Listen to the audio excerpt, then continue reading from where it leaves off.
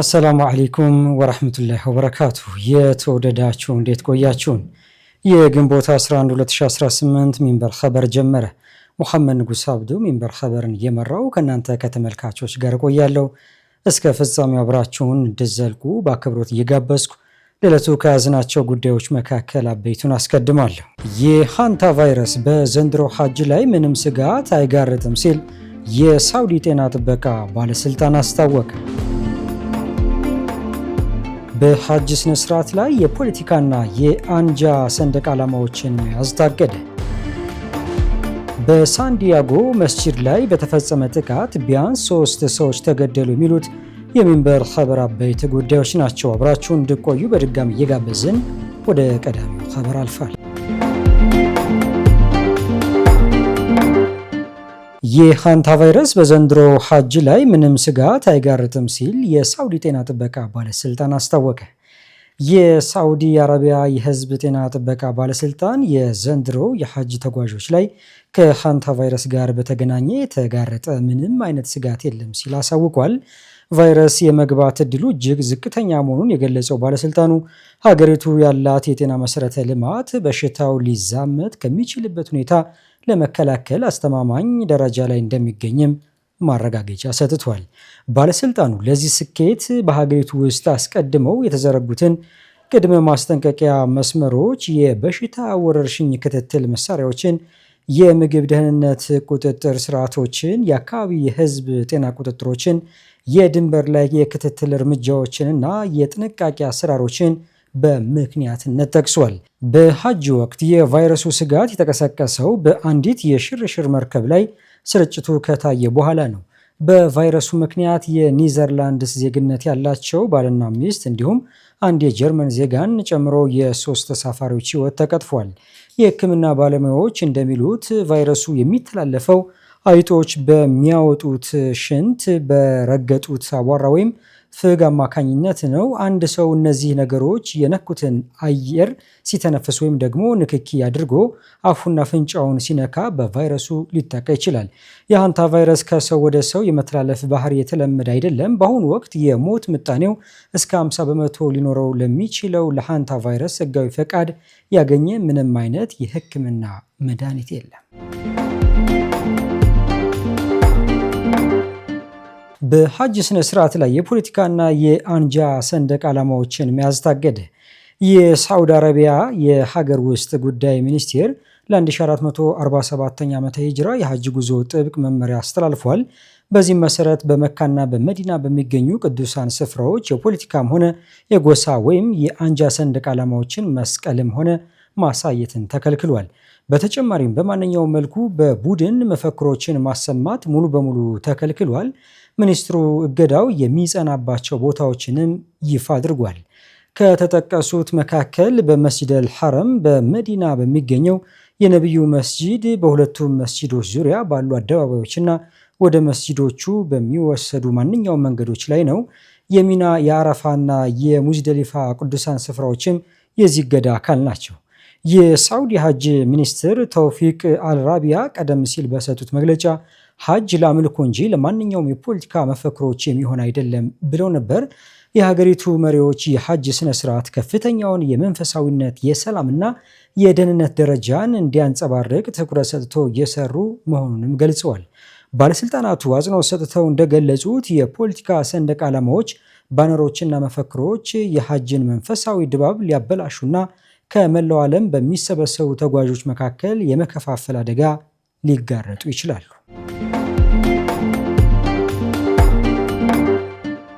ሳዑዲ አረቢያ በቅዱሳን ስፍራዎች ላይ መድኃኒቶችን ለማድረስ ሰው አልባ አውሮፕላኖችን ልትጠቀም ነው። ሳዑዲ አረቢያ ለዘንድሮ የሐጅ ጉዞ ባዘጋጀችው የህክምና ሎጂስቲክስ እቅድ ላይ ሰው አልባ አውሮፕላኖችን በዋናነት ማካተቷን አስታውቃለች።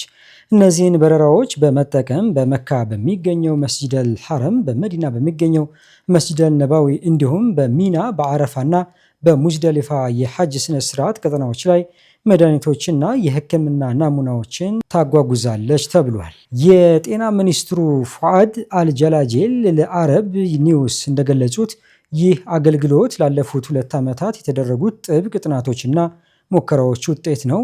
ሙከራዎቹም ደህንነቱ የተጠበቀ የበረራ መነሳትና ማረፍ ሂደቶችን እንዲሁም በከፍተኛ ሙቀት ውስጥ ያለውን የአፈጻጸም ብቃት ያካተቱ ነበሩ። እነዚህ ድሮኖች ለሙቀት ተጋላጭ የሆኑ የሕክምና ቁሳቁሶችን ለመጠበቅ የሚያስችሉ የማቀዝቀዣ ስርዓቶች ተገጥመውላቸዋል።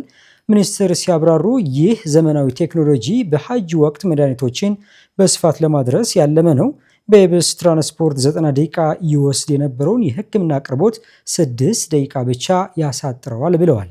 የመድኃኒት አቅርቦት ስርጭቱ የሚቀናጀው ከጤና ተቋማት በሚመጡ የፍላጎት መረጃዎች ላይ በመመስረት ነው። ጭነቶቹ በቀጥታ በቅዱሳን ስፍራዎች ውስጥ ወደሚገኙ ሆስፒታሎችና የመጀመሪያ ደረጃ የጤና ጣቢያዎች ይላካሉ። ባለፈው ዓመት በሚና የአደጋ ጊዜ ሆስፒታል ውስጥ የበረዶ ከረጢት አይሲ ፓክስ በድሮን እንዲደርሱ ተደርጎ ነበር። እነዚህም አቅርቦቶች በከፍተኛ የበጋ ሙቀት ወቅት በሁጃጅ ላይ በብዛት የሚከሰተውን የሙቀት መዛልና የፀሐይ ንዳድ ህመሞችን ለማከም ጥቅም ላይ ውለዋል። ሚኒስትሩ እንዳረጋገጡት ለዚህ የሐጅ ወቅት ከ20 ሺህ በላይ ሆስፒታል አልጋዎች ተመድበዋል። ከነዚህ ውስጥ 3800 ያህሉ በቅዱሳን ስፍራዎች ውስጥ የሚገኙ ናቸው። እንዲሁም 25 የድንገተኛ አደጋ ህክምና ማዕከላት ተዘጋጅተዋል። የአምቡላንስ እቅዱ ከ3000 በላይ ተሽከርካሪዎችንና 11 የአየር አምቡላንሶችን የሚያካትት ነው። በ7700 የድንገተኛ ህክምና ባለሙያዎችና ከ52000 በላይ የጤና ባለሙያዎች ይደገፋል። ሳውዲ አረቢያ በሐጅ ስነ ስርዓቱ ወቅት በሁሉም ቅዱሳን ስፍራዎች ላይ ሙሉ የ5G ኔትወርክ ሽፋን ማረጋገጧን የገለጸች ሲሆን ይህም ለድሮን ስምሪት መሰረት የሆኑትን ተያያዥ የመረጃ ስርዓቶች ይበልጥ የሚደግፍ መሆኑን ኢስላሚክ ኢንፎርሜሽን ዘግቧል። በሳንዲያጎ መስጂድ ላይ በተፈጸመ ጥቃት ቢያንስ 3 ሰዎች ተገደሉ። አሚናት መሐመድ ተጨማሪ አላት። በአሜሪካ ካሊፎርኒያ ግዛት ሳንዲያጎ በሚገኘው የእስልምና ማዕከል ውስጥ በተፈጸመው ጥቃት የጸጥታ ሰራተኛን ጨምሮ 3 ሰዎች መገደላቸውን የሀገሪቱ መገናኛ ብዙሃን ዘግበዋል። ጥቃቱ የተፈጸመበት ማዕከሉ በስሩ መስጂድና ትምህርት ቤት ያቀፈ ነው። የሳንዲያጎ ፖሊስ አዛዥ ስኮት ዋል እንደተናገሩት ጥቃቱን ፈጽመዋል ተብለው የሚጠረጠሩ 2 ግለሰቦች ከሟቾች መካከል ተገኝተዋል። እንደ ፖሊስ አዛዡ ገለጻ ተጠርጣሪዎቹ ዕድሜያቸው 17 እና 19 የሆነ 2 ወንዶች ናቸው። 3ቱም የጥቃቱ ሰለባዎች አዋቂዎች መሆናቸው በተገለጸበት ጥቃት በትምህርት ቤት ውስጥ በነበሩ ህጻናት ላይ ምንም አይነት አካላዊ ጉዳት አልደረሰም። ከተገደሉት መካከል አንደኛው የማዕከሉ የጸጥታ ጥበቃ ሰራተኛ መሆኑን የገለጹት አዛዡ ድርጊቱ ከዚህ የከፋ ጉዳት እንዳያደርስ ከፍተኛ ሚና ተወጥቷል ሲሉ አወድሰውታል። ስኮት ዋል ከተጠርጣሪዎች የአንዱ እናት ጥቃት ከመፈጸሙ ከ2 ሰዓት በፊት ለፖሊስ ደውላ እንደነበር የተናገሩ ሲሆን በዚህ ጥሪ ልጇ ራሱን የማጥፋት ስጋት እንዳለበት እንዲሁም በርካታ የጦር መሳሪያና የእሷን ተሽከርካሪ ይዞ መሰወሩን አሳውቃ ነበር። ጥቃት ፈጽሟል የተባለው ወጣት በትክክል ምን እንዳነሳሳው ለማወቅ ፍንጮችን በአንድነት በማያያዝ ምርመራው እንደሚቀጥል አስረድተዋል። አያይዘውም ድርጊቱ የተፈጸመው በእስላማዊ ማዕከል በመሆኑ ተቃራኒ መረጃ እስካልመጣ ድረስ ጥቃቱ እንደ ጥላቻ ወንጀል የሚታይ መሆኑን አስረድተዋል። የማዕከሉ ኢማም ጣሃ ሐሰን የእስልምና ማዕከሉ ሙስሊም ያልሆኑ ሰዎችን ጨምሮ ሁሉም የሚሰባሰቡበት፣ የሚጸልዩበት፣ የሚማማሩበትና ደስታቸውን የሚጋሩበት ስፍራ መሆኑን ተናግረዋል። የአምልኮ ስፍራን ኢላማ ማድረግ እጅግ አስነዋሪ ድርጊት ነው ሲሉ መናገራቸውን ሚድል ኢስት አይ ዘግቧል። የሳንዲያጎ ከንቲባ ቶድ ግሎሪያ በበኩላቸው በከተማዋ ውስጥ ለጥላቻ ቦታ የለም ብለዋል። አክለውም ለአካባቢው ሙስሊም ማህበረሰብ ጸሎታችን ከእናንተ ጋር ነው። በዚህች ከተማ ውስጥ ደህንነት እንዲሰማችሁ ለማድረግ አስፈላጊውን ሁሉ እንደምናደርግ ለሙስሊም ማህበረሰባችን ማረጋገጥ እወዳለሁ። በዚህ ወቅት የሃይማኖት ተቋሞቻችሁ የተጠበቁ መሆናቸውን ለማረጋገጥ ማንኛውንም ሀብትና አቅም ከመጠቀም ወደ ኋላ አንልም ሲሉ ከጎናቸው መሆናቸውን አረጋግጠዋል። ድርጊቱ የተፈጸመው በዩናይትድ ስቴትስ ውስጥ በሙስሊሞች ላይ የሚሰነዘሩ የጥላቻ አመለካከቶች በበረቱበትና ፖለቲከኞች እንዲሁም ተንታኞች በሙስሊሙ ማህበረሰብ ላይ ተደጋጋሚ ትችቶችን በሚሰነዝሩበት ወቅት መሆኑ በዘገባው ተጠቅሷል። የፕሬዝዳንት ዶናልድ ትራምፕ ታማኝ አጋር የሆኑት የአሜሪካ ኮንግረስ አባል ራንዲ ፋይን ባለፈው ዓመት መገባደጃ ላይ ሙስሊሞች መጥፋት አለባቸው ማለታቸው ይታወሳል። የሳንዲያጎ እስልምና ማዕከል የሚገኘው ከከተማዋ መሃል በስተ ሰሜን በሚገኘው የክሌርሞንት የመኖሪያ መንደር ውስጥ ነው። ፕሬዚዳንት ትራምፕ በቻይና ጉብኝታቸው ወቅት ስለ ኡይጉሮች ያለማንሳታቸው በመብት ተሟጋቹ ቡድን ነቀፌታ ተሰነዘረበት። ጀስቲስ ፎር ኦል የተባለው የመብቶች ተሟጋች የአሜሪካው ፕሬዚዳንት ዶናልድ ትራምፕ በቅርቡ ባደረጉት የቻይና ጉብኝት ወቅት ስለ ኡይጉሮች አለማንሳታቸውን አውግዟል። መቀመጫውን አሜሪካ ያደረገው የሰብአዊ መብቶችና በተለይም የአናሳ ሙስሊም ማህበረሰብ ተሟጋች የሆነው ድርጅቱ የፕሬዚዳንቱ ዝምታ እንዳሳሰበው የገለጸው አዲስ በወጣው መግለጫ ነው። ሴቭ ኡይጉር የተባለ ዘመቻ እያካሄደ በሚገኘው ድርጅቱ ፕሬዚዳንት ትራምፕ በቻይና በምስራቅ ቱርኪስታን ኡይጉር እና ሌሎች የቱርኪ ሙስሊሞች ላይ ያነጣጠረውን የዘር ማጥፋትና በሰብአዊነት ላይ የሚፈጸሙ ወንጀሎችን መፍታት አለመቻላቸውና በአደባባይ አለመጥቀሳቸው እንደሚያሳስበው ገልጿል። ቻይና እያደረሰች ያለውን ጥቃት ዝም ማለትና በይፋ ማውገዝ አለመቻል ድርጊቱን መደበኛ ከማድረግም ባለፈ በዓለም ዙሪያ ያሉ አምባገነን መንግስታትን ወደ መደበኛ ሁኔታ የመቀየርና የማበረታታት አደጋን ያስከትላል ብሏል። የጀስቲስ ፎር ኦል መግለጫ እንዳመለከተው ዝምታው እንደ አውሮፓውያን አቆጣጠር በ2021 የአሜሪካ መንግስት ቻይና በኡይጉር ነዋሪዎች ላይ የወሰደችውን እርምጃ የዘር ማጥፋት አድርጎ ከተቀበለው ውሳኔ ጋር በእጅጉ የሚቃረን ነው። በምስራቅ ቱርኪስታን አሁንም ጭካኔዎች፣ ማሰቃየት፣ በጾታዊ ጥቃት ምክንያት የሚደርሱ ሞትን ጨምሮ የእስልምና ሃይማኖታዊ ስርዓቶች ጭቆና መቀጠላቸውን አስታውቋል። ታሪክ ሙሉ ህዝብ በዘር ማጥፋት ስርዓት ስር እየተጨፈጨፈ እያለ ከመርሆች ይልቅ ትርፍን የመረጠው ማን እንደሆነ ያስታውሳል ሲሉ የዘመቻው ቡድን መሪ ገልጸዋል። ኡይጉር የጅምላ ክትትል፣ የግዳጅ ስራ፣ ማሰቃየት፣ አስገድዶ መድፈር፣ የቤተሰብ መለያየትና የእምነታቸውና በማንነታቸው መጥፋት እየተሰቃዩ ስለመሆኑ በሰነዶችና የሳተላይት መረጃዎች ማረጋገጫ መገኘቱንም አስረድተዋል። የዓለም መሪዎች ዝምታን መምረጣቸው ገለልተኛነት ሳይሆን ተባባሪነት ነው ሲሉ አክለዋል። በዚሁ ምክንያት ድርጅቱ ዩናይትድ ስቴትስ እና ዓለም አቀፉ ማህበረሰብ ከምሳሌያዊ መግለጫዎች ባሻገር የቻይናን መንግስት ተጠያቂ ለማድረግ ተጨባጭ እርምጃ እንዲወስዱ ጥሪ አቅርቧል። ቀጥለናል። የ12ኛ ክፍል ሀገር አቀፍ ፈተና ለመስጠት 667 የፈተና ማዕከላት መዘጋጀታቸውን አገልግሎቱ ገለጸ። የትምህርት ምዘናና ፈተናዎች አገልግሎት የዘንድሮውን የ12ኛ ክፍል ሀገር አቀፍ የዩኒቨርሲቲ መግቢያ ፈተና በ667 የፈተና ማዕከላት ለመስጠት ዝግጅት እየተደረገ መሆኑ ገልጿል። የአገልግሎቱ ዋና ዳይሬክተር እሸቱ ከበደ ለመገናኛ ብዙሃን እንዳሉት የዩኒቨርሲቲ መግቢያ ፈተና በዩኒቨርሲቲዎችና በ570 የክልል ማዕከላት ለመስጠት ዝግጅት እየተደረገ ይገኛል። ፈተናው የሚሰጠው ከሰኔ 24 እስከ ሐምሌ 17 2018 ነው። ለዚህ መደበኛ ተማሪዎችን ጨምሮ በሁሉም ፕሮግራሞች በተፈጥሮ ሳይንስ 306964 እንዲሁም በማህበራዊ ሳይንስ 257255 በድምሩ 564219 ተማሪዎች መመዝገባቸው ገልጸዋል።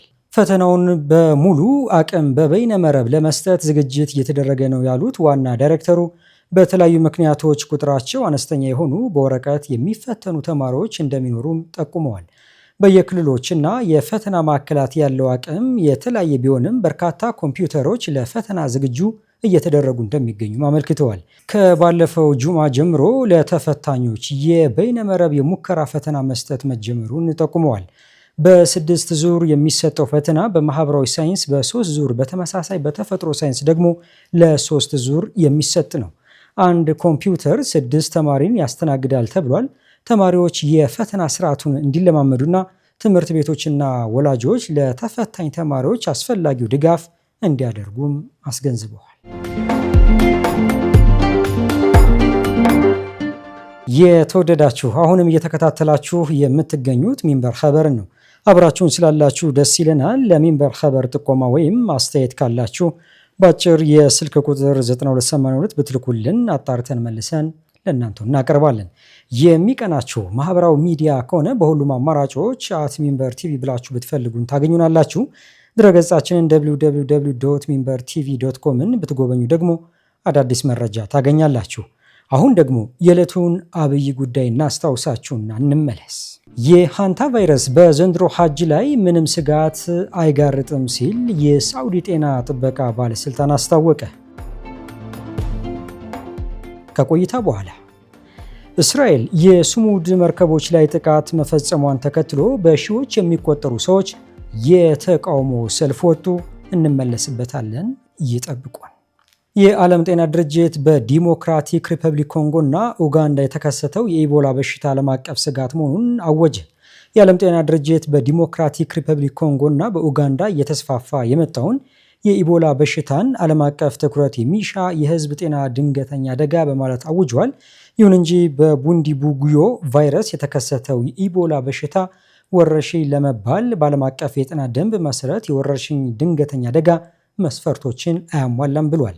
ድርጅቱ ይህንን ያወጀው በዲሞክራቲክ ሪፐብሊክ ኮንጎ እና በኡጋንዳ 80 ሰዎች በበሽታው ምክንያት ህይወታቸው ካጡ በኋላ ነው። የዓለም ጤና ድርጅት ዋና ዳይሬክተር ውሳኔው ያሳለፈው በሽታው ከአንድ ሀገር አልፎ ወደ ጎረቤት ሀገራት የመስፋፋት ከፍተኛ እድል እንዳለው በመታመኑ እንደሆነ ገልጿል። በተጨማሪም ዓለም አቀፍ ትብብር እንደሚያስፈልግ አስታውቋል። በሽታው የተከሰተው በዲሞክራቲክ ሪፐብሊክ ኮንጎ ኢቱሪ ግዛት ባለፈው ሳምንት ጁማ ዕለት ሲሆን ከኡጋንዳና ደቡብ ሱዳን ድንበሮች አቅራቢያ እንደሆነ የአፍሪካ የበሽታ መቆጣጠሪያና መከላከያ ማዕከል አፍሪካ CDC አስታውቆ ነበር። በኢቱሪ ግዛት ቢያንስ በ3 የጤና ዞኖች ውስጥ ማለትም በቡኒያ፣ ሩዋምቧራና ሞንግዋሉ ጨምሮ 80 ሰዎች በበሽታው እንደሞቱ ሲገመት 8ቱ በላቦራቶሪ ምርመራ ተረጋግጧል። 246 ዜጎች ደግሞ ሪፖርት ተደርገዋል። በኢቱሪ ግዛት የጀመረው በሽታ አሁን ላይ ድንበር ተሻግሮ ከዲሞክራቲክ ሪፐብሊክ ኮንጎ ከመጡ መንገደኞች ጋር የተገናኙ 2 የላቦራቶሪ የተረጋገጠ ኬዞች መመዝገባቸውን ድርጅቱ አስታውቋል። ከነዚህ መካከል በዋና ከተማዋ ካምፓላ የአንድ ሰው ሕይወት ማለፉ አክሏል። ድርጅቱ የድንበር ላይ ፍተሻ እንዲጠናከር፣ የታካሚዎች ክትትል እንዲፋጠንና ማህበረሰቡን የማስገንዘብ ስራ መሰራት እንዳለበት አሳስቧል። እንዲሁም ጎረቤት ሀገራት ዝግጁነታቸውን እንዲያጠናክሩና በድንበር አካባቢ ጥብቅ ክትትል እንዲያደርጉ መክሯል። እስራኤል የስሙድ መርከቦች ላይ ጥቃት መፈጸሟን ተከትሎ በሺዎች የሚቆጠሩ ሰዎች የተቃውሞ ሰልፍ ወጡ። እስራኤል በጋዛ ላይ የተጣለውን እገዳ በመስበር የሰብአዊ እርዳታ ለማድረስ ሲጓዙ የነበሩ የግሎባል ስሙድ ፍሎቲላ ላይ የወሰደችውን ጥቃት ለመቃወም በሺዎች የሚቆጠሩ ሰዎች ሰልፍ አድርገዋል። ሰልፉ የተካሄደው በጣሊያንና በግሪክ ከተሞች ነው። በጣሊያን ዋና ከተማ ሮም እና በሌሎችም በርካታ ከተሞች የሰራተኛ ማህበራትና የሲቪል ማህበረሰብ ድርጅቶች በተሳተፉበት ትዕይንት ላይ ሀገር አቀፍ አጠቃላይ የስራ ማቆም አድማና ሰልፍ አድርገዋል። ሰልፈኞቹ የኑሮ ውድነትንና በመንግስት በኩል ከጤናና ትምህርት ይልቅ ለጦር መሳሪያ የሚወጣውን ወጪ ተቃውመዋል። የጣሊያን መንግስት ለእስራኤል የሚያደርገውን ድጋፍና ያለውን ግንኙነት እንዲያቆም ብሎም ከጥቃቱ ጀርባ ካሉ አካላት ጋር እንዳይተባበር ጠይቀዋል። የጦርነት ፖሊሲዎችንም የተቃወሙ ሲሆን ሰልፉ ከግሎባል የስሙድ ፍሎቲላ ጋር ያለውን አጋርነት ለመግለጽ ያለመ ነበር። አናዶሉ እንደዘገበው በሮም የወጡት ሰልፈኞች የፍልስጤም ባንዲራዎችንና ስሙድ ፍሎቲላን የሚደግፍ ምልክቶችን በመያዝ አጋርነታቸው አሳይተዋል። በተመሳሳይ በሚላን፣ ኔፕለስ እና ቱሪት ባሉ ከተሞችም ለፍልስጤማውያንና ለስሙድ ፍሎቲላ ያላቸው አጋርነት የሚያሳዩ ሰልፎች መካሄዳቸው ተገልጿል። ይህ በእንዲህ እንዳለ በግሪክ አቴንስ በመቶዎች የሚቆጠሩ ሰዎች እስራኤል ከግሎባል ስሙድ ፍሎቲላ ጋር ግንኙነት ባላቸው መርከቦች ላይ የፈጸመውን ጥቃት ለማውገዝ ከውጭ ጉዳይ ሚኒስቴር ሕንፃ ውጭ ተሰብስበው እንደነበር ዘገባው አመልክቷል። ተቃዋሚ ሰልፈኞቹ የታሰሩ አክቲቪስቶች እንዲፈቱ ጥሪ አቅርበዋል። እንዲሁም የፍልስጤም ሕዝብን ነፃነት የሚደግፉ መፈክሮች አሰምተዋል ተብሏል። የእስራኤል ጦር ሰኞ ዕለት በጋዛ የሚያልፈውን የግሎባል የስሙድ የሰብአዊ መርከቦችን በዓለም አቀፍ ውሃዎች ላይ ጥቃት ፈጽሞ በቁጥጥር ስር አውሏል። እስራኤል በፍልስጤም ክልል ላይ የጣለችውን እገዳ ለመጣስ ሲሞክሩ ነበሩ ያለቻቸውን ወደ 100 የሚጠጉ አክቲቪስቶችን በቁጥጥር ስር አውላለች። ከ50 በላይ ጀልባዎችን ያቀፈው መርከብ ሐሙስ ዕለት ከቱርክ ሜዲተራኒያን አውራጃ ማርማሪስ ተነስቶ በጋዛ ላይ የተጣለውን የእስራኤል እገዳ ለመጣስ አዲስ ሙከራ አድርጓል። አዘጋጆቹ እንዳሉት ተልእኮው 426 ተሳፋሪዎችን ያካተተ ሲሆን ከነዚህም ውስጥ 96 የቱርክ አክቲቪስቶችና ከ39 ሌሎች ሀገራት የተውጣጡ ተሳታፊዎችን መካተታቸውን ገልጸዋል። በተመሳሳይ በሚያዝያ ወር መገባደጃ የእስራኤል ጦር በግሪክ ደሴት ቀርጢስ የባህር ዳርቻ የግሎባል ስሙድ የእርዳታ መርከቦች ላይ ጥቃት መሰንዘሩ ይታወሳል። ውድ ተመልካቾች ለዛሬ ያዘጋጀነው የሚንበር ኸበር በዚሁ ተጠናቀቀ። ሙሐመድ ንጉስ አብዱ አብሬያችሁ ቆየው። ወሰላሙ አለይኩም ወራህመቱላሂ ወበረካቱ።